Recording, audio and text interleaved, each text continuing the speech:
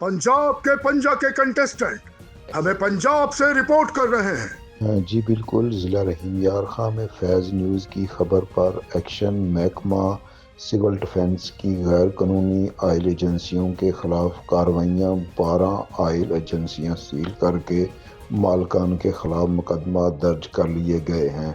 Do ज़िली अफसर civil defence Shakeel Ahmad ने team के हमरा कार्रवाइयाँ की। कार्रवाइयाँ इन इलाकों में की गई: शदानी शरीफ, मलकानी, तरंडा, मोहम्मद पनाह, अजीमपुर में कार्रवाइयाँ की गईं। गैर कानूनी आयल एजेंसियों के खिलाफ बिला इम्तियाज़ कार्रवाइयाँ जारी रहेंगी। DO civil defence, oil agency न सिर्फ कानून की खिलाफ वर्दी है बल्कि अवाम के लिए भी ख़तरा है।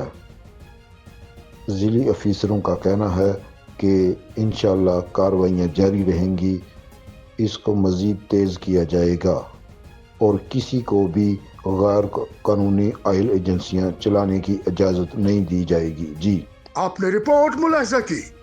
मज़ीद खबरें और अपडेट्स जानने के लिए देखते रहिए फैज़ न्यूज़ नेटवर्क। फैज़ न्यूज़, फैज़ सबके लिए।